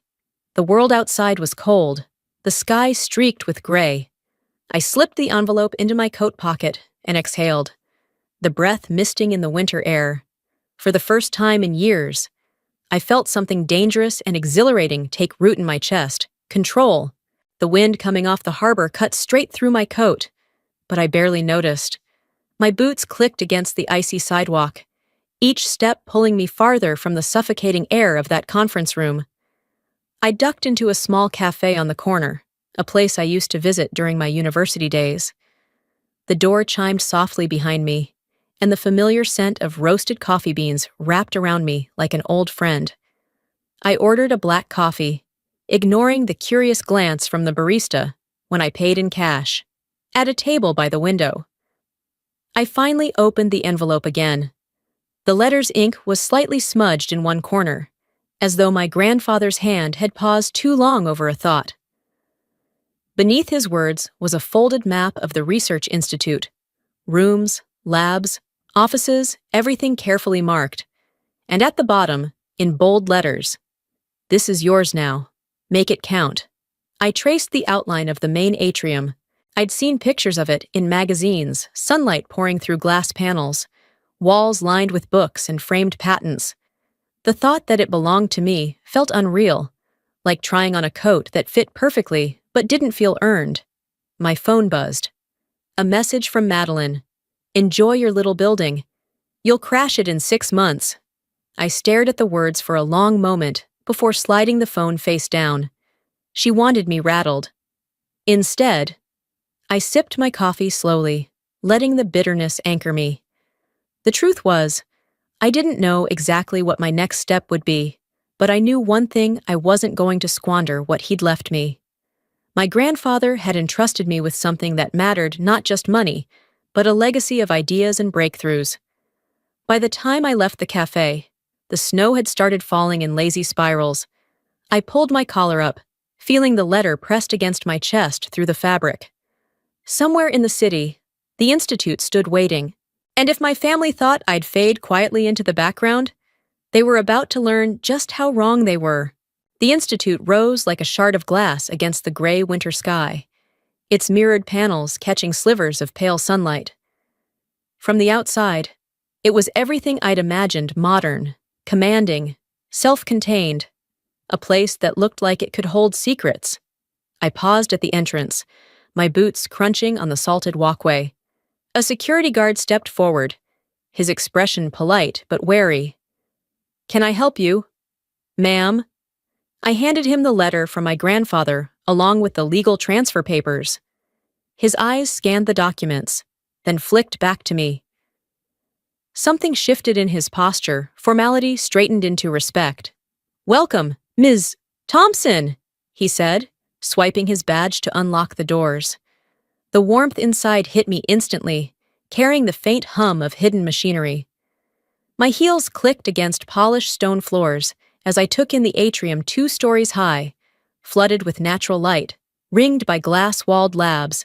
People in white coats moved with purpose, the scent of antiseptic mingling with the faint aroma of brewed coffee from a corner cafe space. A woman in her 50s approached, her silver hair pulled into a tight bun. She extended her hand. "Dr. Elaine Parker. I was your grandfather's deputy director." Her handshake was firm, her gaze steady. "He spoke of you often," she said. "We've been hoping you'd come." Hoping, that word lodged in my chest. I wasn't aware I was expected. I replied. She smiled faintly. "Not everyone here believed he'd leave the institute to family, but he insisted you had the resolve for it." His words, resolve. I wasn't sure if that was a compliment or a challenge. She led me through the corridors, pointing out labs, genetic research, environmental modeling, advanced materials. I felt the weight of each door we passed, each project in motion. It wasn't just a building, it was a living organism, humming with ambition and expectation. When we stopped at the director's office, I hesitated before stepping inside. The room smelled faintly of cedar and paper. A framed photograph of my grandfather stood on the desk, his smile crinkling the corners of his eyes. I closed the door behind me and let the silence settle. For the first time since the will reading, I felt the enormity of what had just happened. This wasn't just an inheritance. It was a line in the sand. The first sign of trouble came 2 days later. I was in the director's office, still learning how to navigate the institute's labyrinth of departments, when Elaine appeared in the doorway holding a stack of letters. "These just arrived," she said, setting them on my desk. "From the board." I opened the first envelope and skimmed the contents. The language was polite, but the message was sharp. Several members were concerned about my qualifications. They requested an urgent review of leadership code for "We don't want you here." By the third letter, the words had grown bolder. My family's name came up. My lack of direct scientific credentials was highlighted. The implication was clear: I'd inherited the title, but they didn't think I could earn it. That afternoon, my phone buzzed with a call from my father. I let it go to voicemail, but curiosity got the better of me. His voice was measured, almost pleasant. "Ashley, you know this place would be better off in the hands of someone experienced. Why don't you sign it over to Madeline? She has the business background." I could almost hear my sister smirking in the background. I deleted the message without replying. That evening, I walked the halls of the institute alone, behind glass walls, researchers bent over microscopes, their faces lit by cold blue light. They barely glanced up as I passed. It struck me then that my challenge wasn't just my family, it was proving to every person in this building that I belonged here. In the atrium, I stood under the vast skylight, watching snow spiral down against the darkening sky. My grandfather's words echoed in my mind. Make it count. The next morning, I sent an email to the board requesting a full meeting. I didn't outline my agenda. I simply told them we'd be discussing the institute's future and mine as its leader. If they expected me to step aside quietly, they were about to see how wrong they were. The boardroom smelled faintly of leather and coffee, the kind of scent that clung to expensive deals and quiet betrayals. 12 chairs circled the long walnut table, and by the time I arrived, most of them were filled. Madeline sat near the middle, a silk scarf draped over her shoulders like she owned the place. My father sat beside her, his hands folded neatly, eyes cool and expectant. Elaine stood near the far end, flipping through a folder. She gave me a small nod support, but also a warning. "Let's get started," said Richard Collins, the board chair. His voice clipped. "Ashley, we've all read your grandfather's letter, but we have serious concerns about your readiness." I didn't sit immediately. Instead, I walked to the head of the table, placing my hands on the smooth surface. This institute was my grandfather's life's work. I began.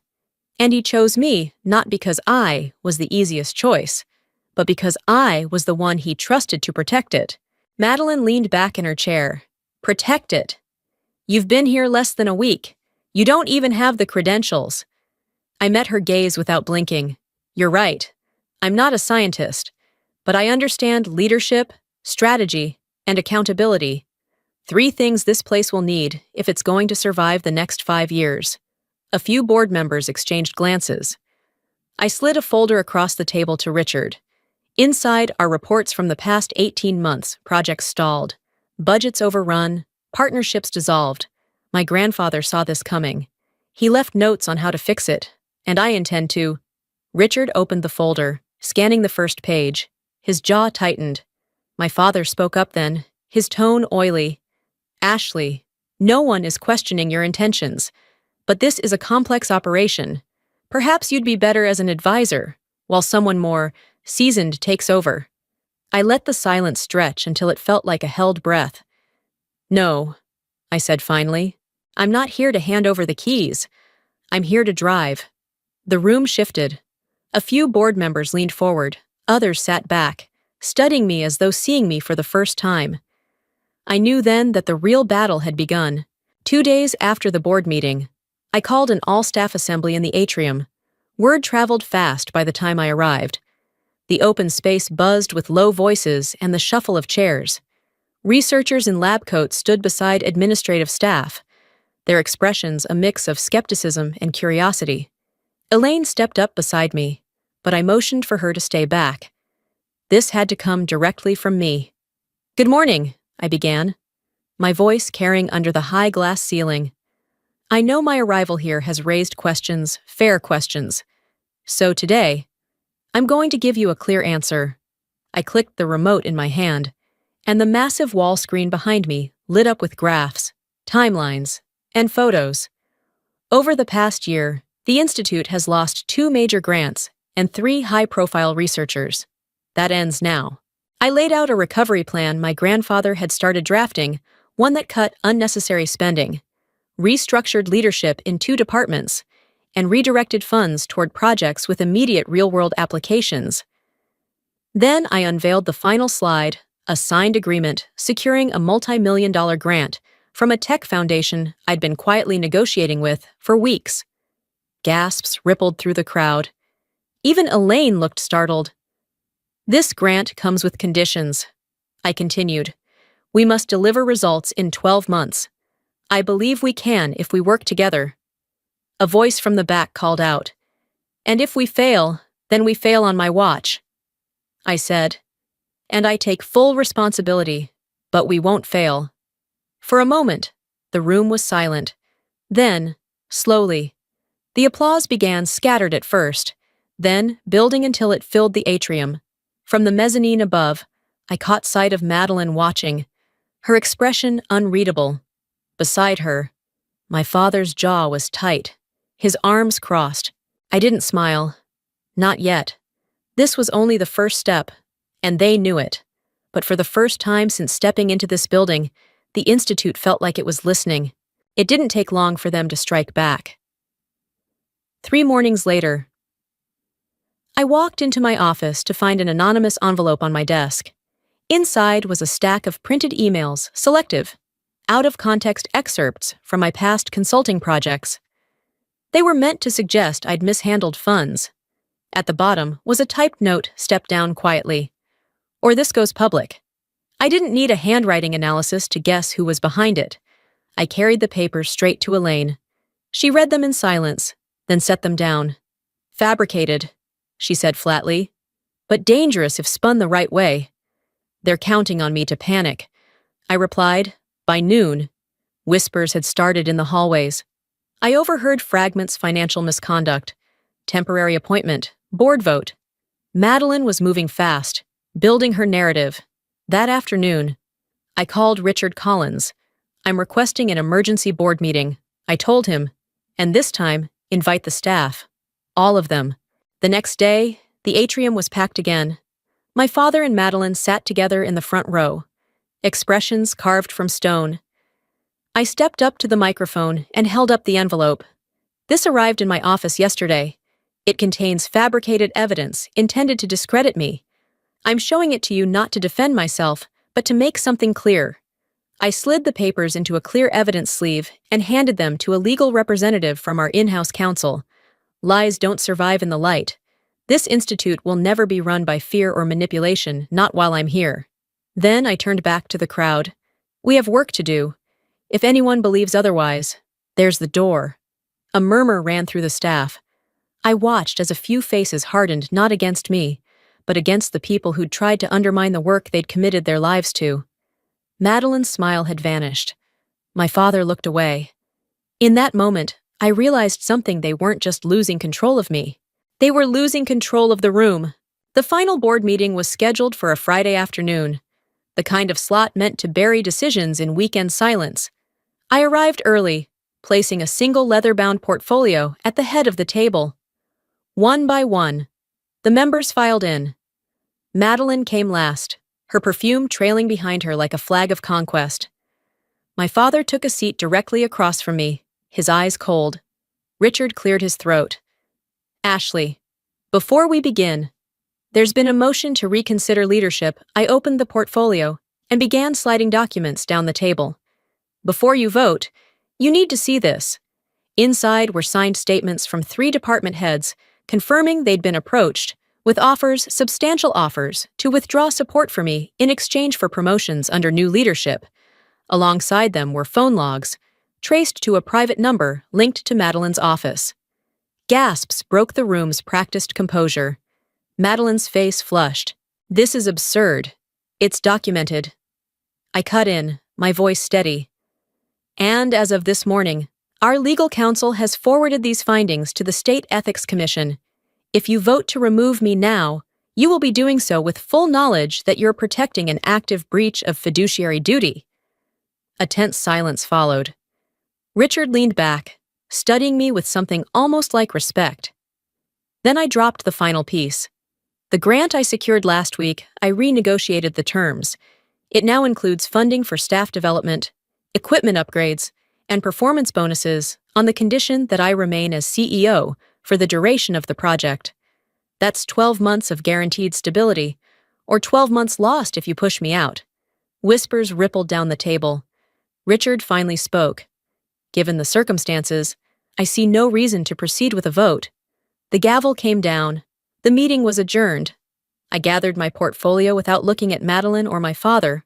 Their silence was its own kind of surrender. As I stepped into the hallway, staff members waiting outside met my eyes. Some smiled. A few nodded. The tide had turned, and this time, it was in my favor. The following week, the Institute settled into a new rhythm. Departments moved forward with projects that had been stalled for months. The air in the halls felt lighter, less guarded. I kept my focus on the work. But word still reached me about how Madeline had quietly withdrawn from the board, citing personal commitments, and how my father had stopped showing up altogether. There was no grand confrontation, no dramatic apology, just absence. And somehow, that was enough. One afternoon, Elaine stopped by my office. She set down 2 cups of coffee, the good kind from the cafe down the street, not the bitter stuff from the break room. You know, she said, your grandfather would have been proud, not just of what you did, of how you did it. I didn't answer right away. Outside my window, the city stretched out, steady and unapologetic. I didn't come here to win against them. I said finally, I came here to make sure this place survived. That's the part he would have cared about. She smiled. Small but certain. Maybe. But I think he'd still call it a win. That night, I stayed late. The building was quiet, save for the hum of the ventilation and the faint tick of the wall clock. I walked the halls alone, passing the portraits of past directors, my grandfather's among them. For the first time, I didn't feel like an intruder in his world. I felt like I belonged. And maybe that was the real victory, not the position, not the control, but the knowledge that I'd faced every whisper, every closed-door plot, and I hadn't backed down. They told me to go earn my own. I did, and I kept it.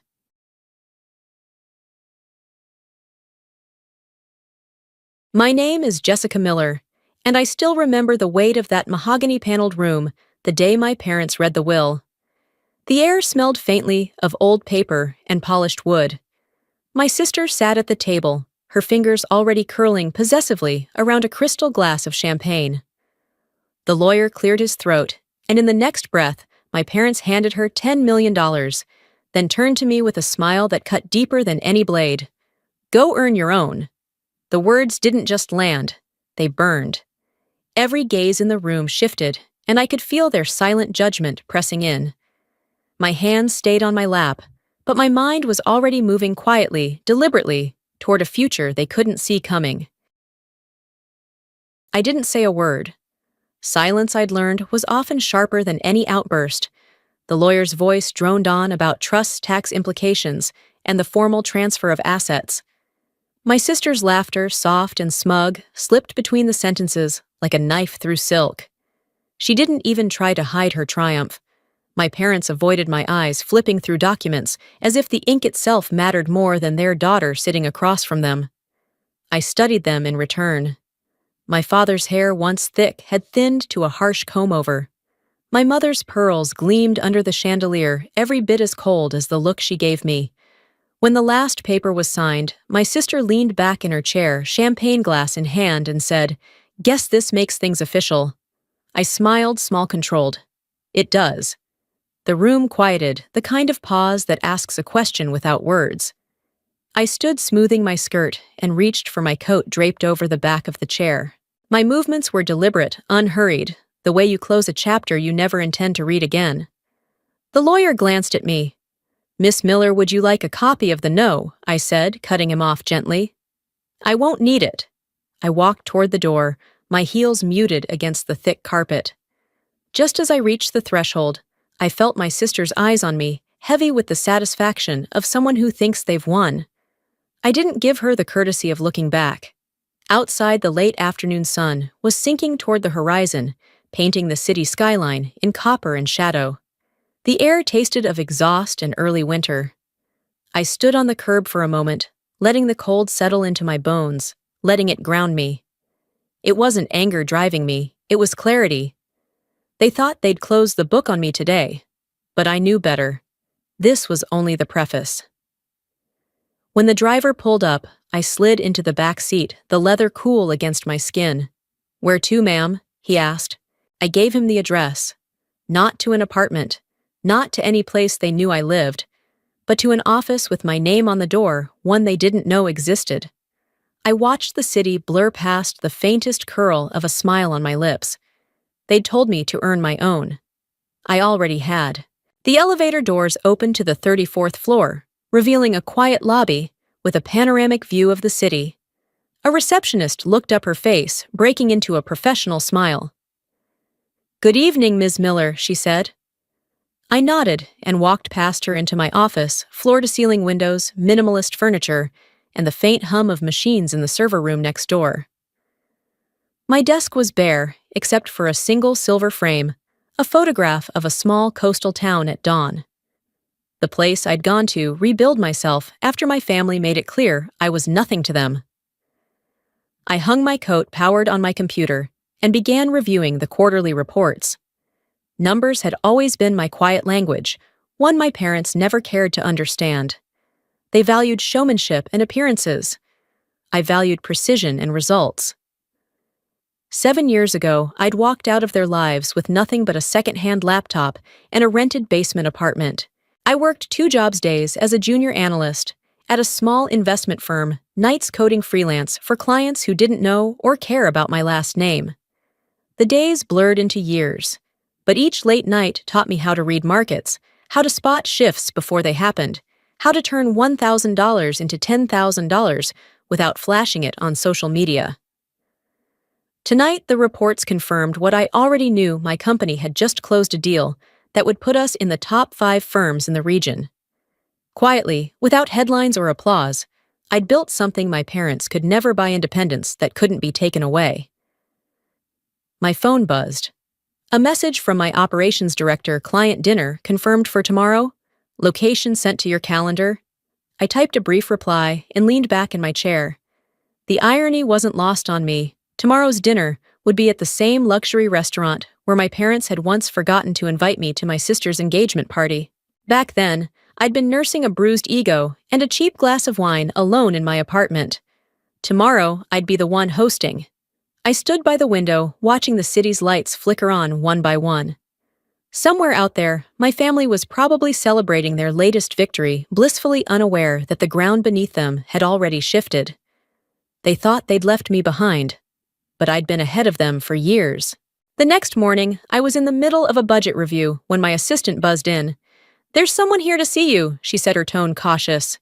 "She says it's urgent." I frowned. "Who, Pause. "Your mother." For a moment, the only sound in the room was the faint hum of my computer fan. I hadn't seen her in years, not since the will reading. I could have told my assistant to send her away. But instead, I closed the file on my screen and said, "Let her in." The door opened, and there she was, perfectly tailored pearls around her neck, the same faint perfume I remembered from childhood. She took in the office with a quick sweep of her eyes, masking whatever surprise she might have felt. "Jessica," she said, like the name tasted strange on her tongue. "Mother," I replied, my voice neutral. She sat without being asked, crossing her legs. "Your sister is getting married," she said, as if this were breaking news. "We're hosting a dinner tomorrow for close family and important guests." She hesitated. "We'd like you to be there." It was almost laughable. Years of silence, and now they wanted me at a table they once made sure I couldn't approach. I tilted my head slightly. "Why now?" Her eyes flickered just for a second. "It would mean a lot to your sister." I didn't bother pointing out the lie. "Fine," I said, leaning back. "Text me the details." The corner of her mouth twitched, maybe irritation, maybe relief. She rose, gave the room one last glance, and left without another word. When the door shut, I exhaled slowly. I wasn't naive enough to think this was an olive branch. It was a move on their part, an attempt to control a narrative I hadn't even stepped into yet. But they didn't know the dinner was already on my calendar. Not as a family obligation, but as a client engagement, which meant tomorrow I wouldn't be arriving as the daughter they dismissed. I'd be arriving as the person signing the contracts that kept that very restaurant in business. As the sun dipped below the skyline that evening, I thought about the seating arrangements, the introductions, the way eyes would shift when my name was announced in a different context than they'd ever heard before. They had built a world where I didn't belong. Tomorrow, I'd walk right into it and own the room. The restaurant's valet lane glowed under soft golden lights. I stepped out of the Blacktown car, the chill of early evening brushing against my skin. The maitre d' noticed me instantly, his expression brightening. "Ms. Miller," he said warmly, "your table is ready. Right this way." The sound of my heels against the polished marble floor was steady, deliberate. I could feel the eyes of a few patrons turn my way, not out of recognition, but because presence can speak louder than introductions. The private dining room was set in warm amber light, the long table dressed in white linen and crystal. At the far end, my family was gathered, my sister, in an ivory silk dress, my parents seated like hosts of a royal banquet. Their laughter faltered when they saw me. "Jessica," my father, said, his tone polite but distant. "You made it." I smiled faintly and took the empty chair at the opposite end of the table, across from the man who would soon be my client. He stood extending his hand with a genuine grin. "Jessica Miller. I've heard a lot about you." My parents exchanged a glance, confusion flickering, but they said nothing. Conversation flowed around the table, most of it light and shallow. I answered when spoken to, keeping my tone measured. I watched my sister basking in attention drop subtle remarks about her incredible fiancé and their future together. It was theater, the kind they'd perfected. Midway through the first course, the restaurant's general manager entered the room. He approached me, directly bending slightly. "Ms. Miller, the contract is ready for your review whenever you're ready. We'll accommodate any changes you request." The room went still. My father's fork froze halfway to his mouth. My sister blinked, the faintest crease forming between her brows. I offered the manager a nod. "I'll look it over after dessert." The conversation stumbled, then resumed in a forced rhythm. But the shift had happened, the first hairline crack in the image they'd tried so hard to maintain. I didn't press. Not yet. Sometimes the most effective move is letting the silence do the work. And in that silence, I could feel control beginning to tilt. By the time the main course arrived, the polite mask my sister wore had started to strain. She leaned forward, her voice pitched just high enough for the nearby guests to hear. "So, Jessica, what exactly is it that you do these days?" Still, finding your way, the jab was dressed in sugar, but it landed with the same intention as always, to reduce me to the girl they'd told to go earn her own. I didn't rush to answer. Instead, I reached for my wine, letting the pause stretch. "I run a private acquisitions firm," I said finally, my tone even. "We identify undervalued assets and restructure them for long-term stability." Her fiancé laughed lightly. "Sounds technical." Before I could respond, the man across from me, the very reason I was here, spoke up. "Technical, yes, but profitable. Jessica's firm is the one acquiring the portfolio that includes this restaurant group." Every head turned toward me. My father's jaw tightened. "You're buying?" The controlling stake, the man confirmed, as if it were the most ordinary thing in the world. "Her team's already handled 2 of our key properties. This will be the 3rd. The words hung in the air like a drawn bowstring. My sister blinked rapidly, her fingers tightening around her glass. "That's interesting," my mother managed, though her smile didn't reach her eyes. "It's business," I said softly, setting my glass down. "And business has a way of crossing paths with the past." The general manager reappeared at my side, holding a leather folder. "Whenever you're ready, Ms. Miller." I glanced toward my family, then took the folder. My pen moved across the final page, the ink dark and deliberate. When I slid it back, the manager's smile widened. "Congratulations," he said loud enough for everyone to hear. "It's official." Somewhere in the room, a champagne cork popped. The sound seemed to echo. My parents sat frozen in place, the balance of the evening irrevocably shifted. I leaned back, letting the moment breathe. They had wanted me here to play a role. Instead, I had rewritten the scene entirely. And I wasn't finished yet. The plates for dessert were being cleared when the restaurant's sommelier entered with a bottle cradled in his arms like a priceless artifact. He approached our table, addressing the client beside me first. "As per your request, sir, we've prepared the 1982 Chateau Lafite for this evening compliments of Ms. Miller." A few nearby tables glanced over at the sound of the wine's name. My father's eyes snapped to mine. "You brought that in, I own it," I replied simply.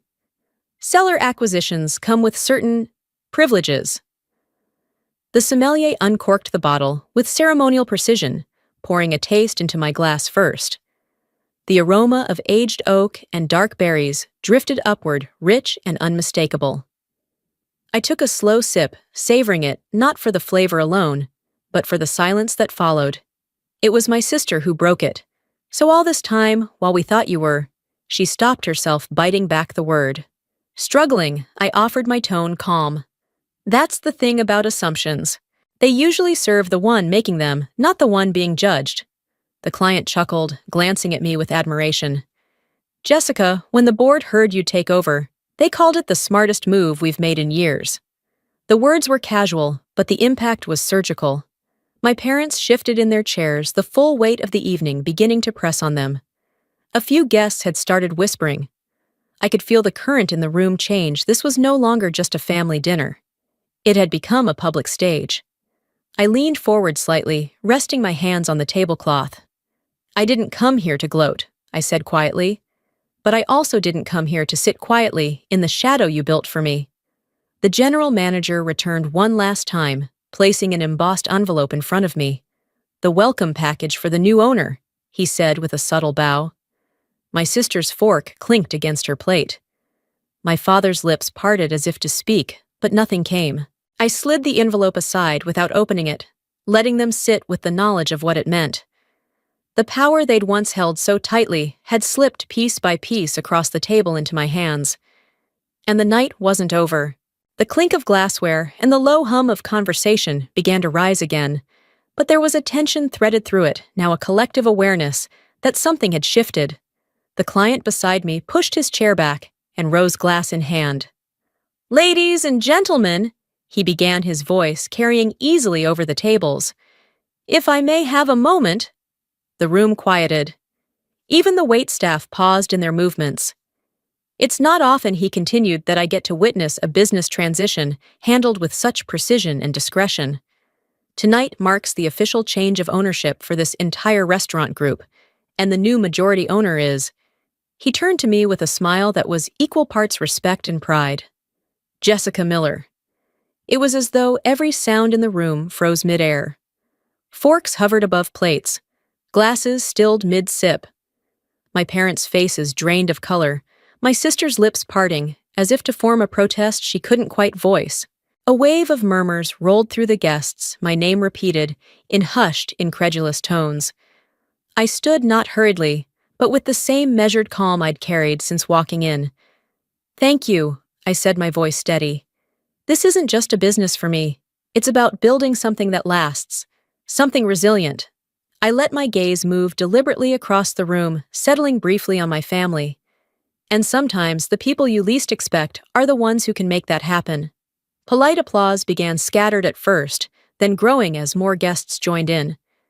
The sound was a physical thing pushing against the carefully curated hierarchy my family had built around themselves for years. My father's hands rested stiffly on the table. My mother looked everywhere but at me. My sister tried to force a smile, but it flickered like a candle in wind. The general manager approached with a sleek black folder. "If you'd like, Ms. Miller, we can move your private office to the upstairs suite by next week." His words were loud enough for the nearest tables to catch. I inclined my head. "That will be fine." From the far corner, a photographer apparently on hand for another event snapped a frame. The flash caught the moment in stark relief, me, standing tall, glass in hand. My family seated, still absorbing the reality that the girl they dismissed now owned the floor beneath their feet. The applause tapered off, replaced by an undercurrent of conversation I didn't need to hear to understand. The narrative had changed right here, right now, in front of them all. I sat back down, my pulse steady. This wasn't about revenge, not entirely.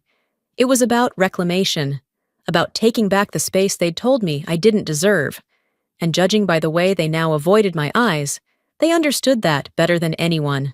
The rest of the evening moved in fragments, half-heard conversations, the occasional clink of cutlery, and my family's stilted attempts at small talk that dissolved before they reached my ears. The power balance had shifted, and we all knew it. When the coffee was served, I thanked the client and the general manager, then rose from my seat. My chair scraped softly against the floor, but it might as well have been a thunderclap. My father glanced up, but he didn't speak. My mother's gaze stayed fixed on her untouched dessert. I set my linen napkin neatly on the table. "It was good to see you all," I said, my tone even neither warm nor cold, just final. "I have an early morning meeting." My sister's voice cracked on my name. "Jessica." I looked at her, not with anger, but with the quiet certainty of someone who had finally stopped chasing approval. "You don't have to say anything," I told her. "You already said enough years ago." For a moment, there was only silence between us, thick with everything that had been unsaid for too long. Then I turned, walking toward the exit. The soft hum of the restaurant swelled behind me, the conversations picking up again now that the scene had passed. Outside, the air was crisp, carrying the faint scent of rain. My driver stepped forward to open the car door, but I paused on the sidewalk, looking back at the glow of the restaurant windows. Somewhere inside, my family was sitting in the very space they had once believed was theirs to rule, now firmly under my control. It wasn't triumph I felt. It was release. The years of being dismissed, underestimated, and excluded had ended not with a shouted argument or a dramatic scene, but with a signature, a contract, and a steady refusal to be diminished.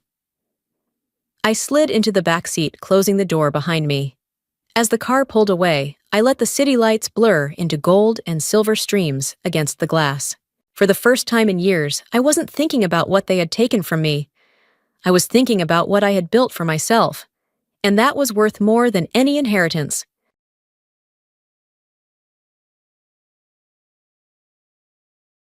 My name is Serenia Kale, and I've spent most of my life letting people believe I was nothing worth noticing. That night in the ballroom of a Washington, D.C. hotel, my sister was in her element. Caroline floated between tables in her new Air Force Major's uniform, shaking hands, laughing too loudly, drinking in the admiration like it was her birthright. When she spotted me across the room, her smile thinned into something sharp. "Didn't know you'd be here," she said as she passed, her voice just loud enough for her friends to hear. "Still filing paperwork for the Navy must be riveting." A few chuckles followed her, the kind that sting more, because they're casual. I let it roll off, or at least pretended to. My fingers tightened around the stem of my glass eyes, fixed on the reflection of chandeliers in the wine. And then it happened. A chair scraped back. An Air Force Captain Caroline's captain stood at full attention. The chatter died in waves as he brought his hand to his brow, his voice carrying clear across the room.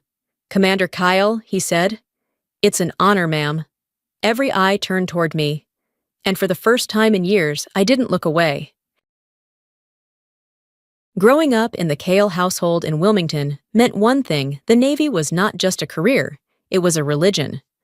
My father, Robert Kale, wore his 25 years of service like a second skin. The walls of our home were lined with plaques, commendations, and photographs of him standing on the decks of aircraft carriers, salt spray frozen mid-air. My mother, Linda, was a high school history teacher, but she might as well have been the curator of a personal museum to my father's service. And then there was Caroline, 3 years older, sharper, in the way that made people lean in when she spoke. She was the prodigy who aced the Air Force Academy, earned her bars faster than anyone expected, and had a smile ready for every camera. Me, I was the quiet one. I didn't march in parades or polish medals.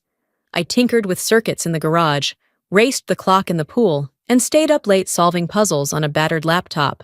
My victories didn't fit neatly into the family narrative, so they were treated like hobbies footnotes to the real achievements. I remember one summer evening bringing home a state science fair trophy. My father barely glanced at it before turning to Caroline. "How's that new intel briefing you're working on?" he asked. My mother smiled at me, but shifted the conversation back to her. Caroline, without missing a beat, said, "Maybe she can use her little robot to fetch coffee for the pilots." It was easier to swallow the sting than to fight it. By high school, I was setting swim records and captaining the debate team, thinking maybe that would earn me a place at the table. Instead, at dinner one night, my father slid a brochure for the Naval Academy across to me. "With our connections, you could make it," he said. Caroline smirked like it was already decided. I didn't take the brochure. I applied to the University of North Carolina, instead, majoring in computer science. My acceptance letter felt like freedom, but at home, it was treated like a polite disappointment. Caroline made sure to drive the point home before leaving for her first deployment. "You could have been like me," she said. "Instead, you're settling for—" What coding I told her it wasn't settling. But the truth was, I had already decided I wasn't going to fit into their story. I was going to write my own. College was the first place where my name wasn't immediately tethered to Caroline's shadow.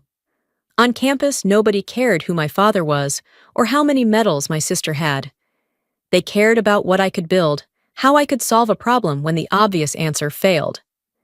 In my junior year, I was offered a coveted internship with a defense contractor working on encryption systems. The recruiter assumed I'd be thrilled to mention it at home. I didn't tell him that every time I'd tried to share good news with my family, it was met with a half smile and a quick change of subject. By graduation, my resume could have landed me a comfortable civilian job. That's what my professors expected. But I had been watching something quietly unfold an experimental Navy program, opening a narrow classified path for women into SEAL special operations. It wasn't public knowledge. You had to be tapped, vouched for, and willing to live a double life. I reached out to an old contact from my encryption internship who had Navy ties. Weeks later, I was sitting in a stark, windowless office with a commander whose eyes didn't give much away. He asked more about my swim times and endurance scores than my coding credentials. When I told him I could swim 3 miles in open water without rest, he leaned back and said, "You might be worth the gamble." My official orders put me in naval intelligence safe, respectable, predictable. It was the perfect cover. I packed my life into 2 duffel bags and moved to Coronado, California, telling my parents I'd be working threat analysis and cyber defense. My father raised an eyebrow, unimpressed. Caroline laughed outright over the phone. "Enjoy your desk job," she said. They didn't know that my mornings began long before sunrise, pounding out miles in the surf with a rucksack strapped to my back. That I spent nights knotting and unknotting ropes until my fingers bled. That every free hour was swallowed by a training regimen designed to make most people quit. I learned to keep my mouth shut about it. Let them think I was pushing paper. Let Caroline feel superior. Every dismissive remark, every raised eyebrow, they became fuel. Because the less they saw coming, the more satisfying it would be when the truth finally stepped into the light. The first day of the selection course hit like a wall of cold water, literally. They had us in the Pacific before the sun even thought about rising surf pounding against our ears, while instructors barked orders. Salt water stung my eyes, my skin, my pride. There were 32 of us in that cycle. Only 4 were women. The instructors didn't bother hiding their skepticism. "Most of you will quit before the week's out," one of them said, pacing the sand. His boots stayed dry while we shivered in the tide. The physical punishment was relentless, endless runs in soft sand log carries that made my shoulders scream and swim so long I lost track of the horizon. But it was the mental grind that broke people. Sleep deprivation, constant scrutiny, the knowledge that any mistake could be the one they used to cut you loose. Lieutenant Sophia Morales was the first to speak to me without sizing me up like competition. She was sharp-eyed, compact, and moved like every ounce of her was built for efficiency. "Don't waste energy proving yourself to them," she told me during a rare lunch break. "Prove it to yourself." The rest follows. Her words stuck. Hell Week was the crucible. 5 days, maybe 4 hours of sleep, in total carrying boats over our heads through the night surf, our bodies shaking uncontrollably from cold. We lost 8 candidates in the first 30 hours. Quitting was easy. All you had to do was ring the brass bell. Some stared at it like it was salvation. On the 3rd night, during a boat carry 2 guys on my team, collapsed muscles locked from hypothermia. Without thinking, I took point-shouting adjustments, redistributing weight. We made it back to the staging area, ahead of 2 other teams. The chief instructor gave me a curt nod, his version of a medal. By the final week, I was running on stubbornness and adrenaline. When the announcement came that I'd passed into BIADS, the real SEAL training, it was almost anticlimactic. There was no crowd, no applause, just a list of names read aloud in the cold morning air. That was fine. I didn't need the world to know. Not yet. Because this wasn't the end of the proving ground. It was only the doorway. BIADS stripped away whatever illusions I had about the finish line. Passing meant you'd earned the right to be tested harder in worse conditions with more at stake. My official file still read Naval Intelligence Officer. That was the nameplate on my desk, the title in my email signature, the version of me my family thought they knew. They imagined me in an air-conditioned office sipping coffee over reports. They didn't see the salt burns on my skin or the bruises blooming along my ribs from fast roping onto steel decks in high seas. Our first real deployment was a counter-terrorism operation off the Horn of Africa. Officially, I was liaising on maritime security. In reality, I was kneeling in the belly of a rigid inflatable boat in the dark, rifle across my lap, listening to the engine whine as we closed in on a hostile vessel. We boarded without a shot fired that night, but the adrenaline left my hands buzzing for hours. When I finally got back to base, I found a voicemail from my mother. reminding me about Caroline's upcoming award dinner. Her voice was warm, distracted, like she was already picturing my sister's acceptance speech. She didn't ask what I was doing. She never did. The double life took work. I'd swap my camis for a pressed uniform to sit in on intelligence briefings, nodding politely, speaking in vague terms that satisfied curiosity without revealing anything real. Even friends in the service didn't press too hard. They understood the line between classified and personal. But at home, the line became a wall. Caroline's texts were still full of jabs. "How's life in the cubicle farm?" Still stuck behind a desk while the rest of us see the world, I answered, with short, neutral replies. I wasn't going to give her ammunition, but I wasn't ready to open the vault either. 5 years in my team had grown to 12 operators, men and women I trusted with my life. We'd pulled off extractions under fire, intercepted weapons shipments, and run blacked-out missions that never made the news. I carried those nights in silence, the details locked away. Let them think I was ordinary. Because the day would come when the truth wouldn't just speak. It would stand up in the middle of a crowded room and salute. It started as a routine insertion, if anything in our world could be called routine. Intelligence flagged a joint U.S. Allied unit pinned down in northern Syria. Heavy enemy fire, minimal cover, no safe extraction route. The kind of situation where minutes bled into casualties. We were wheels up within the hour, our MH-60, cutting through a moonless sky. In the cabin, the team went silent, except for last-minute comm checks.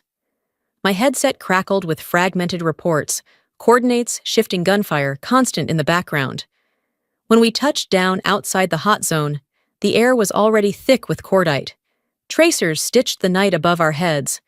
I split the team in two, sending Lieutenant Morales to flank, while I took the rest toward the main contact point. The plan was ugly, but necessary. Draw enemy fire toward us, so Morales could guide the trapped unit to our secondary LZ. We moved fast, cutting across rubble-strewn streets, firing in controlled bursts to keep heads down. My shoulder slammed against a wall as I took cover, radioing Morales. Her voice was breathless but steady. "We've got movement 2 minutes out." Those 2 minutes stretched forever. Bullets chewed the brick above me. A grenade went off close enough to make my teeth rattle. But when Morales called package secured, it was the cleanest sound I'd heard in months. We fell back in staggered formation, leapfrogging toward the extraction point. By the time we lifted off, every member of that trapped unit was alive. Some limped, some were bloodied, but they were breathing. I didn't know their names. Didn't need to. Our job wasn't about recognition. It was about results. 2 days later, I got a short debrief. The rescued personnel included an Air Force intelligence officer named Major Caroline Hart, my sister. I stared at the report until the letters blurred. She hadn't seen me. I'd kept my face covered, my voice low on comms. For her, it would be another mission. She survived another line in her service record. Part of me wanted to tell her. The other part knew she wouldn't believe it, and even if she did, it would change nothing between us. At least that's what I thought. Until the night her captain recognized me. The invitation came through my official Navy email, forwarded from a personal account I rarely checked. Caroline was being promoted to major, and the celebration would be at the Jefferson Hotel in D.C., a place dripping with marble and chandeliers. My first instinct was to delete it, but my mother's follow-up message was harder to ignore. It would mean a lot if you came, Serenia, for the family. So I went. The ballroom was exactly what I expected. Polished brass, the smell of expensive wine, a sea of uniforms. Caroline held court near the center, her new insignia gleaming under the lights. My parents were at her side, beaming like proud royalty. I kept to the edges, nodding politely, when introduced, answering questions with vague mentions of intel work. It didn't take long for Caroline to find me. "Well, look who made it," she said, her voice honeyed but edged. Still tucked away behind a desk, her friends chuckled. Someone murmured, "Must be nice, easy hours." I forced a smile, let the moment pass. No sense giving her the fight she was looking for. Dinner was a blur of speeches and toasts, most of them orbiting around Caroline's accomplishments. I was used to being a footnote, and then I felt it, a steady gaze from across the table. The man sitting beside Caroline leaned forward, studying me like I was a puzzle he'd almost solved. His name tag read Cap James Porter. Dessert was just being served when he pushed his chair back. The scrape of wood on marble cut through the room's low hum. He stood posture, snapping into form, and raised his hand in a precise salute. "Commander Kale," he said, his voice carrying across the tables. "It's an honor, ma'am." Every conversation died mid-sentence. Heads turned, forks froze halfway to plates. Caroline's glass tilted dangerously in her hand. I returned the salute before I could think better of it. "At ease, Captain." Whispers rippled through the crowd, questions hanging in the air. Caroline's face hardened confusion, and something darker flickering behind her eyes. And just like that, the double life I'd built for years cracked wide open in the glow of 100 curious stares. Caroline's chair scraped back as she stood, the stiffness in her shoulders, telling me she was about to make this public. "What are you talking about?" she demanded, her voice sharp enough to slice through the murmurs. "She's in intelligence, not whatever fantasy you're selling." Captain Porter didn't flinch. "Ma'am, I'd know her anywhere." "Syria. Your unit was pinned in Aleppo last year. She led the SEAL team that pulled you out." The blood drained from Caroline's face, but her pride held the line. "That's impossible. Women aren't," I cut her off. "A SEAL, a commander. That's exactly what I am, and it's been my job for 6 years. Gasps fluttered around the room. My father's brow furrowed, the same expression he wore when reviewing a report that didn't add up. My mother's hand covered her mouth. Caroline's disbelief morphed into anger. "So you've been lying to us, letting me think you were pushing papers while you played hero." I kept my voice even. "I followed orders. My work is classified. I wasn't hiding to spite you. You could have told me," she shot back. "You could have told us.